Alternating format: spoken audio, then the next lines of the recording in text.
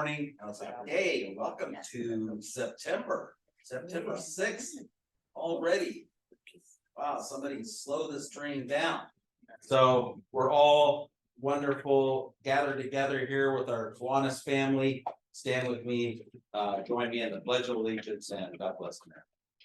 I pledge allegiance to the flag of the United States of America and to the republic for which it stands, one nation under God, indivisible, with liberty and justice for all. God bless America. God bless America, land that I love. Stand beside her and guide her through the night with the light from above. From the mountains to the prairies, to the oceans white with foam. God bless America, my home, sweet home. God bless America, my home, sweet home. All right. So we have the pleasure of having Angie Gillen here. Gillian, is it Gillian? Gillen from the Salvation Army. Yes. And we're looking forward to hearing what you have to say. Thank you. Okay, so hi, I'm Angie Gillen. I'm from the Salvation Army Children's Services. We are a foster care and adoption agency. We're located in Allentown, and we serve the greater Lehigh Valley and southeastern PA, so out towards Lansdale and Souderton, that area. We're a very, very, very small offshoot of the Salvation Army. We're a tiny office, and we help children in foster care find families. We help find adoptive families for children in foster care, and we provide support services to people who have are fostering, who have adopted, or people whose children are at risk of entering foster care. So we try to do some preventative work too, to keep kids from having to leave their family's home and come into foster care, because coming into foster care is just an enormous trauma for kids. So anything that we can do to kind of keep kids safely in their homes, we try to be a part of that as well. There is an enormous need for foster families all over Pennsylvania, probably all over the United States. We, in 2023, so far, we've turned away over 600 kids that we were referred for homes, for foster homes from children and youth. And the way it works is we recruit families and we train them and we license them to be foster or adoptive parents. And then the county children and youth agencies are the ones who go into the families' homes and see if the children are safe or not. They decide the children are unsafe, they bring them into the custody of the county, and then they contact agencies like ours who have the families, and they say, we have these 2 children that were removed, do you have a home for them? And then we look at our families who have open spots in their homes, and we tell them whether or not we have homes. If we do, then the kids can come into our foster families' homes and our families can foster them. So that's happened and over and over and over again this year so far, and we've had to say no a little over 600 times. It was averaging about 100 kids a month that we had to say no to. So the need is enormous. Right now, we only had 1 foster home open for a while. We just licensed another one, so we have 2 out of all of our foster homes. It's getting so bad, in fact, that the way it normally works is your local county, like we contract with Lehigh and Northampton and Bucks and Berks and Delaware and Montgomery, because they're in our service area. They're not too far from our agency where our caseworkers are. So we contract with them, and those counties typically call us when they have children that need homes. But it's gotten so bad that we're getting calls from Allegheny, Erie, Center, which isn't as far, but we're getting calls from other counties as well. And we got a call from, I think it was Clarion County, and our caseworker said, do you know how far away we are from you? Because normally they don't place their kids that far away, right? Because these kids typically go visit their birth parents, and they like to keep them as close to their community as possible. And the caseworker said, I know how far away you are, and I've called every agency in between us and you, and I can't find a home for these kids. Lehigh County has a visitation center. which is it's a little cottage, and it's by Cedarbrook Nursing Home, and that's where kids who are in foster care can visit with their families. It's a beautiful little cottage, and it's just is a nice homey atmosphere. You don't have to go into a children's youth building in an office and visit with your birth parents. Anyway, they've had to use that as a housing for kids. Counties have been using hotel rooms. The caseworkers stay with the kids. One teenager lived at the visitation cottage for, I think, over a week, because they couldn't find anywhere for him to go. So I mentioned that that's not actually what I'm here to talk about. I just mentioned that as part of the big part of what we do. And because I think that it's important that our community knows about these kids, right? Because I mean, there are, you can ask people, I don't know, like what the record of the Eagles was last year, or you can ask them any number of questions about who's running for office, or TV shows or sports that they like. But so many people don't know that there are hundreds and hundreds and hundreds of kids who have nowhere to go. Additionally, sometimes kids can't be reunified with their families because their families just have too many problems, and the kids will never, at least not in the very long-term future, be safe there. So those kiddos become eligible for adoption. In Pennsylvania, there are nearly 3,000 children who are waiting to be adopted right now, nearly 3,000 in Pennsylvania alone, who are just waiting. I used to be a recruiter for older kids who are waiting to be adopted. So I had like 12 kids who were over 10 on my caseload, and my job was to match them with families. And one child that I recruited for was 11 when I was working with him, and I left the field, came back into the field, and he was still waiting, and he was 18 at that point. So 7 years he had recruiters and tried to find a family for him. He did actually get a family miraculously at 18, which almost never happens. But becoming a foster parent or adopting through the child welfare system is almost completely free. In fact, you get financial subsidies to help these kids have medical assistance even after you adopt them. If you adopt a child who's been in foster care past the age of 13, they get to go to college pretty much for free in Pennsylvania. And even after you adopt a child, they typically will receive a subsidy that continues to help support their care that comes from the county all the way through till they turn 18. So my purpose in mentioning this to all of you, even though this is not quite what my topic is just because I think that the more of our community that knows about these kids, the better. And, if you're going out and you hear someone say, oh, I think I would maybe be interested in adoption, but it's so expensive. Well, if they're willing to foster and potentially adopt, if that child becomes free, or if they're willing to adopt a child who is part of a sibling group. So if they're willing to adopt siblings or older kids, most of those waiting kids are over 10 years old or part of bigger sibling groups because it's so hard to find families for them. So I just like people to spread the word that, hey, it's not expensive. It's actually free, and you actually have financial support for it. What else? You can be single. You can be any age as long as you're over 21. You can live in an apartment. You can own a house. Lots and lots of people make great foster and adoptive families. So if you ever hear any of you would ever consider it or know someone who might, tomorrow. So that's that part. The part that I am here to talk about is, I forgot to hit start. Oh. All right. So I don't know how long I'm talking. So the part that I'm here to talk about is one of the services that we offer families to help them care for kids who have been impacted by trauma. And it's called Trust-Based Relational Intervention, or TBRI.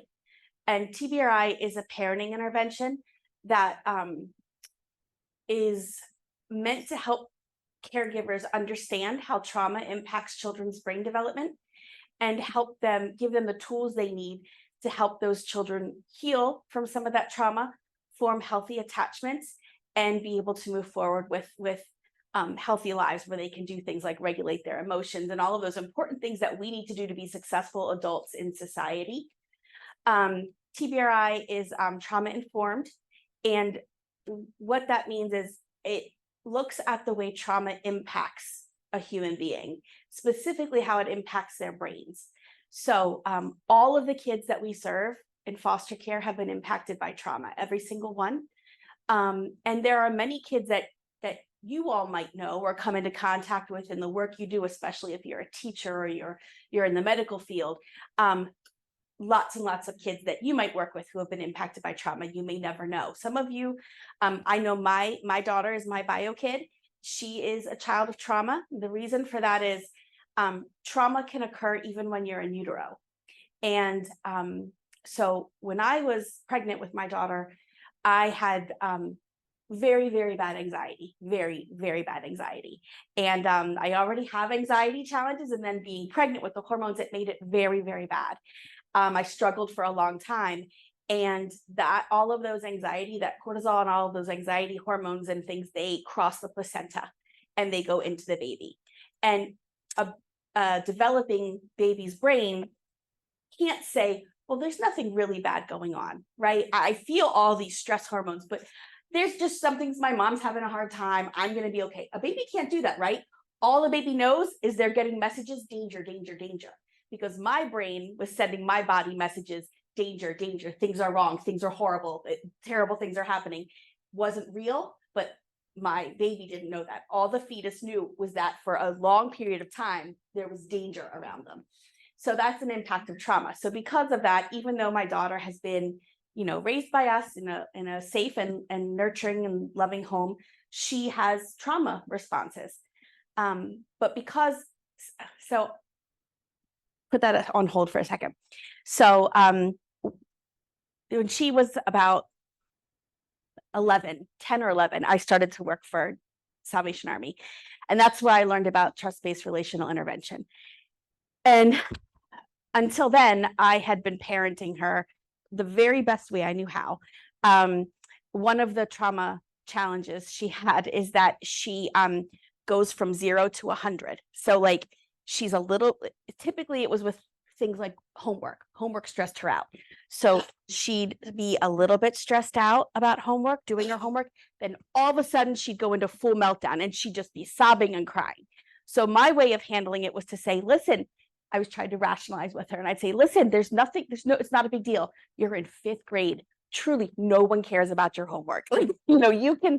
I would just try anything I could to get her to see things rationally. And then it would escalate because she'd be triggering my anxiety. I'd be like, you need to calm down. This is ridiculous. And so just handled it terribly, made it worse all the time. And I was kind of,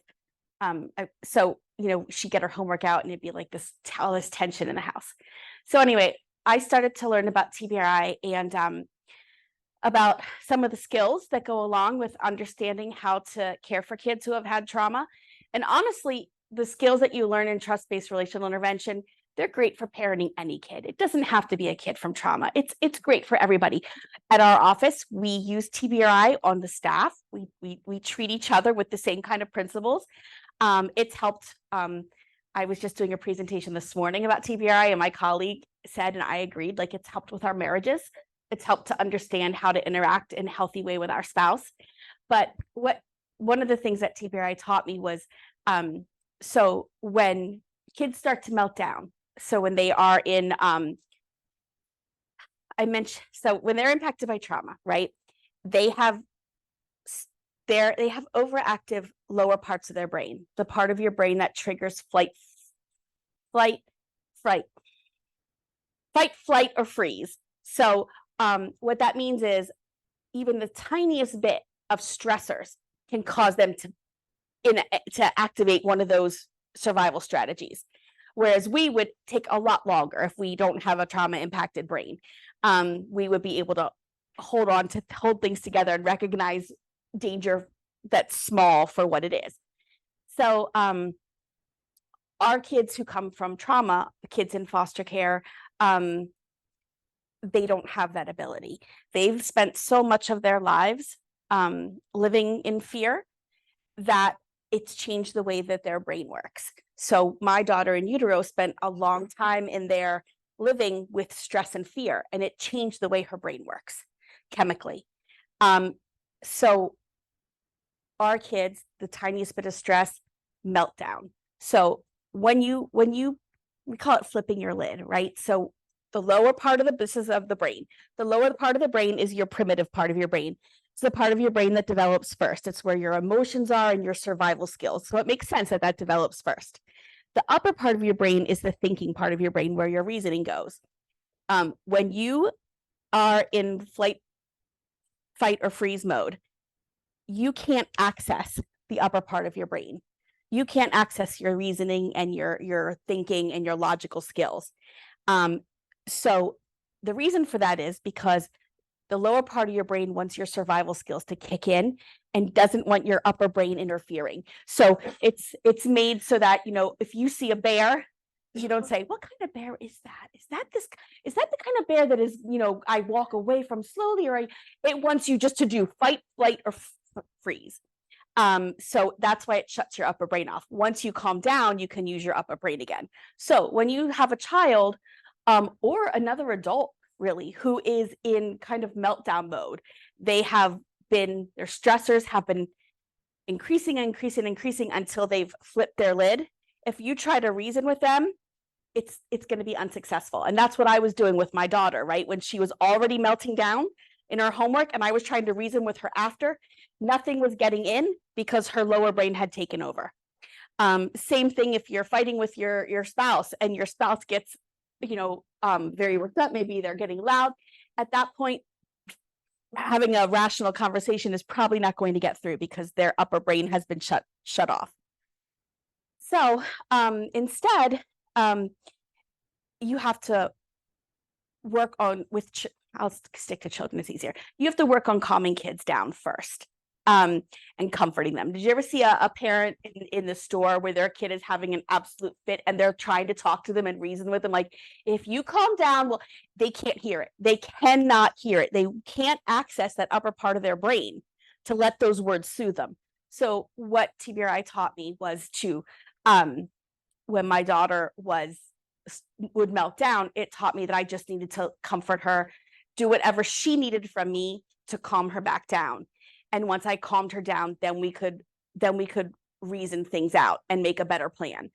It also taught me to be more proactive with her. So I learned to watch for signs when she was starting to get too stressed from her homework and intervene before things got out of hand. So it's called attunement, being attuned to your child, learning what their cues are for when they're hungry, when they're sad, when they're stressed out, when they're angry, and kind of intervening before it gets to that point where it becomes explosive or unmanageable. And it made a really big difference. And so that was when her homework problem started when she was in kindergarten. Rage about homework, really. And this is a really good, chill kid. She's super easy kid, my daughter, but that homework thing, it was bad. And then when I learned TBRI, I'd say after maybe, a couple years of just being able to comfort her and intervene and give her skills, she's a junior in high school now, and she doesn't have any problems with doing her homework. And it's not because I've convinced her that there's no anxiety or there's no reason. It's because when she now can recognize in her body when she's getting upset, and she's able to calm herself. So that's one of the great things about TBRI. And it's hard to go into too much about it because it's pretty complicated. There's a lot, but it bases your relationship with your kids on attachment and connection. The idea is that if you build that attachment and connection with kids in your home, and you help them feel safe, and you give them what they need to be successful. So things like snacks every 2 hours and hydration, just those two simple things can make an incredible impact. Children whose brains have been affected by trauma are much more sensitive to spikes in blood sugar and in hydration levels. So, we all get cranky, right? If we don't have food, our kids, it's worse. So if we get this cranky, they might get that cranky. That's not scientific, but you get the idea. So the idea is attachment, connection, feeling safe, meeting their sensory needs and their physiological needs. And then if you do all of those things, which are the things that we want to do with our kids, right? We want to play with our kids, read books to our kids, have fun with our kids, teach our kids. You'll have to do less correcting. So the behavioral challenges decrease as the attachment and connection increase. And then eventually we're going to have kids that can leave our homes and go out into the world and have healthy relationships with friends, with a significant other, advocate for themselves, and understand what their emotions are feeling and be able to articulate that. Oh, I think I rushed at the end time. That might be all I have. Do we want to do questions? Anybody have any questions? Foster parents taking this course? Yes. So all of our foster families have to do a what's called a TBRI caregiving class. It's four sections. It's 16 hours of training that they do. And then we also offer we have a TBRI troubleshooting class workshop. So once a month, families can call in with challenges that they're having, and we give them ideas, suggestions, answers, kind of like we workshop whatever challenges they're having and try to give them TBRI based solutions. And we offer lots of other trainings to them throughout the year. Foster parents have to get a specific amount of trainings every year. And I started something at our agency called the Grow Institute, and it focuses on providing all kinds of trauma-informed TBRI-based trainings to not only our families, but other foster families, and even community organizations like daycares. There's TBRI for teachers. So we've been working on kind of spreading the message in the hopes that more and more people who work with kids can become trauma-informed. What was the name of the program you started? It's the Grow Institute. Yeah. So just parents, if they're not part of any agency or group, can they take the course? Yes. So we have some courses that are free that I would be happy to have people take, and we also offer programs that we charge for, or we can create programs. So for instance, if there's a daycare that wants to train all of their staff, they probably don't need the 4-part 16-hour caregiver training, but I can create a program for them and their staff that will address some of the needs and challenges that their staff might be facing. But yeah, there are programs that the community can partake in. And if anybody's interested in just kind of learning more about what TBRI is about, if you go on YouTube and just put in TBRI, there are tons of videos on it. Karen Purvis is the founder of TBRI. She created it, and she's in a lot of the videos. So individual parents, if, like I said, they're not part of a daycare, can they register for it? Yes. I would say they're probably not super advertised to them. So knowing that they exist is part of what we want to do with the Grow Institute. Our hope is that parents who are caring for kids with any kinds of behavioral challenges, sensory needs, autism, would be able to have access to these courses through us. So it's a growth process for sure, but that's a part of keeping kids out of foster care. You know, a lot of we have adoptive parents who are parenting challenging kids, and they give them back because they can't keep them anymore. So anything that we can do to help parents who are struggle less is something that we're hoping to do more of. As a former police officer, my question would be, how do you make sure that these foster parents are not child predators? They go through a very long process. One of the basic things is background checks. My background checks only go so far, right? Because background checks only assure you that they've never been caught doing anything. So we go through, they go through a lot of training, and they go through an assessment there are multiple staff members who interact with them and assess them based on different criteria. We ask them to write about themselves. We do interviews. We check their homes. They have to, it's a process that it's about 3 to 6 months to get licensed. Most people take almost a year for whatever reason. They can get through it in 3 months, but most people don't. We have the staff that we have. We know a lot of the red flags to look out for, and we have been able to eliminate people who were not safe. A lot of it is honestly, we don't always know. We don't always know. You know, you can only do so much, and some people are, you're a police officer, some people are very good at presenting a different face to others than what they really look like. We ask for 6 references from people who know them. Are there periodic checks with the children? So we are caseworkers. Once there's a child in your home, your caseworker comes out to your home at least once a month, sometimes twice a month, depending on the level of need of the child. That's your Salvation Army caseworker. And then the county caseworker also comes out once a month to check on the child. They do a check of the child's room. If the child is old enough to talk, they talk to the child individually. The children have to have access to a telephone in the foster home. So if they need to call their caseworker, they can. If children do not want to be in a foster home, they will be moved. Children are never required to stay in a foster home they're put in. And if a child were to ever say that there was something going wrong, and they do, sometimes there isn't. Sometimes these kids are have a lot of trouble, especially when they start to like the foster families or get too comfortable. It's a really hard feeling for them. So they typically will tell us when something's going wrong, even if nothing's really going wrong sometimes. But the people that work in child welfare, it's a really, my job is lovely. I will say I have a lovely job, but it's still hard. I cried yesterday. We cry a lot at work. It's a very emotional job. So the people that do this work are super, super passionate about it because we don't get paid anything confidentially.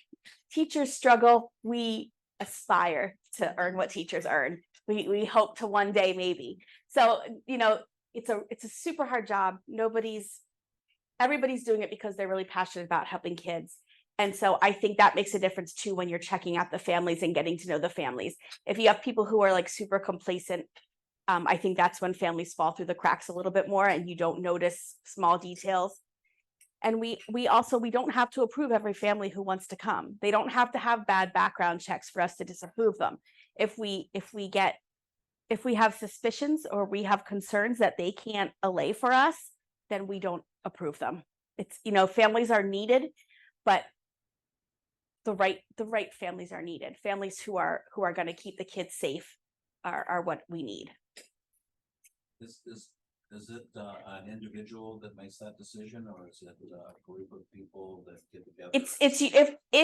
If a family, if things are going well and no red flags come up, we have a family preparation training where we meet with the families and train them, and there are 4 or 5 of us there, and if we would see red flags, we would start to address it there. Then we have one staff person who assesses their initial application documents and their clearances. If she sees any red flags, we all discuss it. If not, she passes them through to a home study worker who goes out to their home 3 times and does a much more intensive work with them. And if she doesn't see any red flags or any problems, then she can license them at that point herself. If there are red flags or concerns, then more staff is brought in. But it's usually, if there are any kinds of concerns, it's typically a pretty big team call. You have instances of families or individuals who are trying to gain the system for their financial subsidies and benefits. Sorry. So here's the trick. The trick is that we don't pay more than most local agencies. So what those people will typically do is they will call and see who pays the most of the stipend, and that's where they go. So typically, no, we don't. I've only had one. I've worked in child welfare for 16 years. I've been at this agency for 6 years, and I've only had one family that came through that I suspect was probably trying to do it solely for money. Now, I will tell you there's something called, it's not called professional foster parenting. And it's really important. It's families who are willing to make fostering a job. And what we find is a lot of people who want to foster are very excited about fostering and having a kid come into their home and becoming part of the family, which is what we hope as well. But there are some kids, I'm trying to choose my words carefully. So years ago when I was a recruiter, one of the kids that I was recruiting for was 17. He was 17. He was not a friendly kid at all. He punched holes sometimes in the foster parents' wall. He needed a lot of supports. He was in a lot of programs. This person that fostered him was not fostering him in the hopes that he would be like her little boy. And that's not what he needed.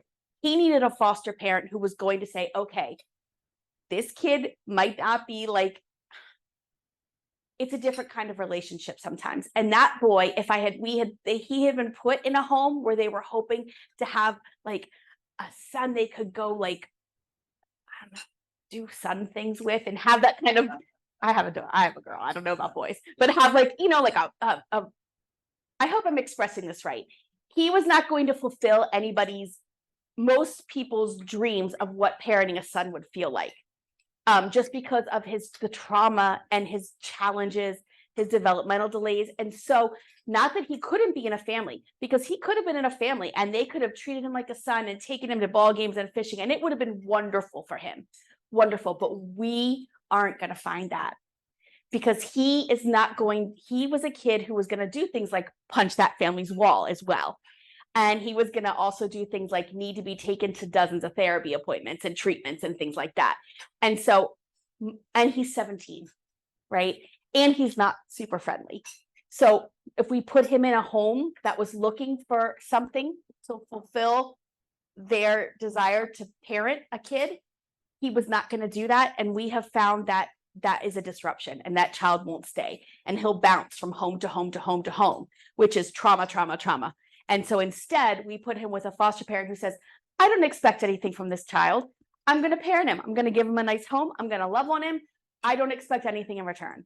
And so there is a portion of foster care where that is super, super beneficial. A good friend of mine who lives in the state of Maine. And listening to you, it sounds like him and his wife are kind of like professional foster parents, but it's not just that. There's like in-law, brother-in-law, sister-in-law. They have like a little compound. Nice. They take these kids in, and he's done it for over 25 years. That's good. These children have now grandparents, and he's considered a grandfather. Yes. And whatnot. It's really the biggest problem that they've had, being an outsider looking in, is parents who out of nowhere show up at their door wanting to take the foster kids out.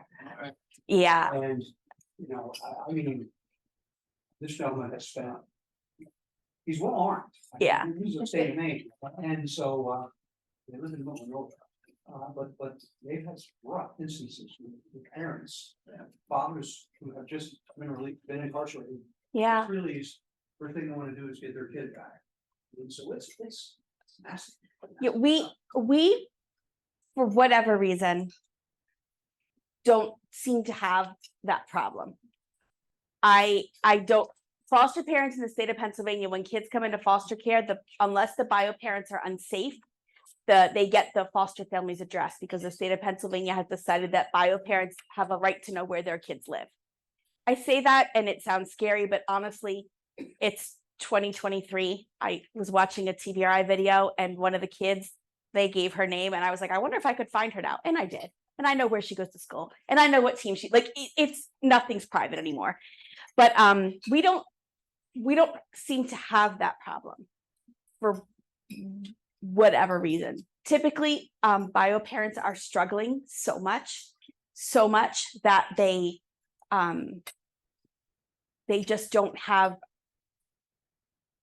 the resources, the energy, the wherewithal to create more trouble for themselves.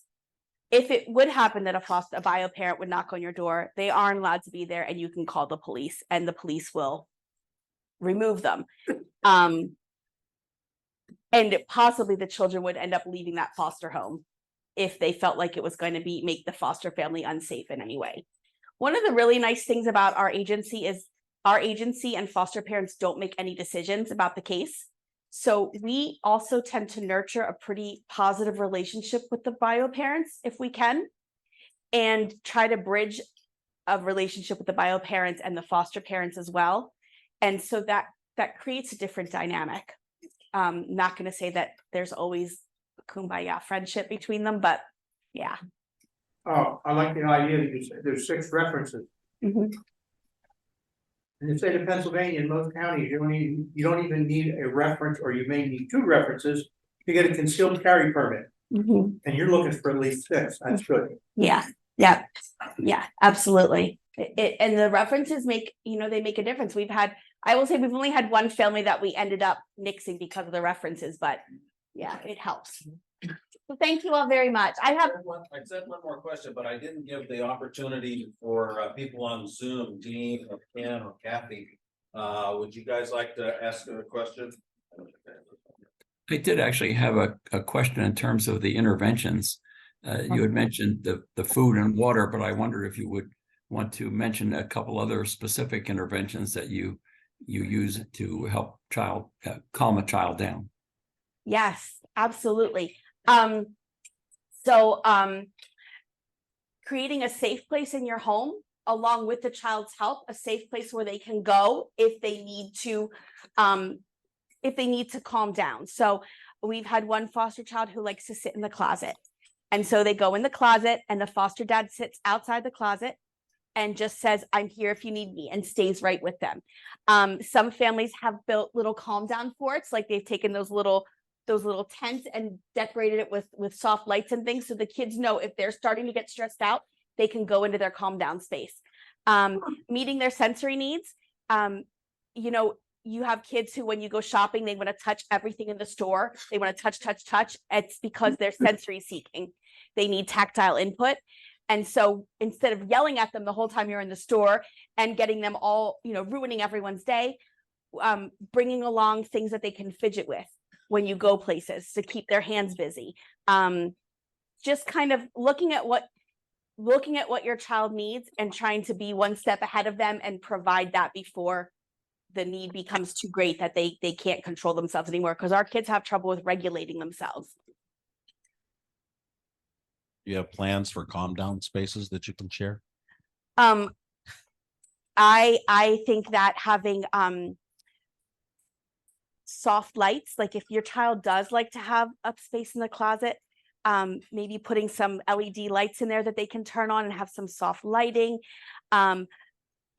Stuffed animals, weighted blankets. Have you ever heard of those weighted blankets? Those are great for a lot of our kids. It kind of feels like you're getting a hug constantly. They have weighted neck wraps. Those are great for calm down spaces. And then we make calm down jars where you put like baby oil and water and glitter in a jar and food coloring, and it's just very soothing and calming. All right, last one, Chris. Excuse me, what's your educational background? I have a bachelor's degree in women's studies and French. Oui. But I worked in this field. I started out working for the Juvenile Law Center in Philadelphia as one of their case manager paralegals, and they are advocates for children in juvenile justice and the child welfare system. And then I worked for 6 years for Diacon, adoption and foster care, and now 6 years here.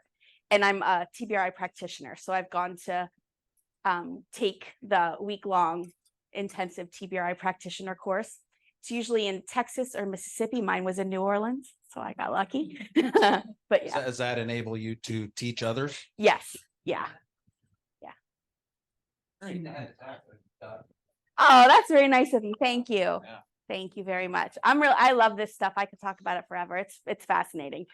It's clear that you do, and we need more people like Thank you. because those kids need help. Yeah. Yeah, we realize that. Thank you so much for listening. Thank I you so appreciate it. much.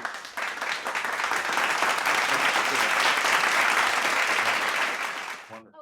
Meeting is adjourned. Thank you, everybody. See y'all.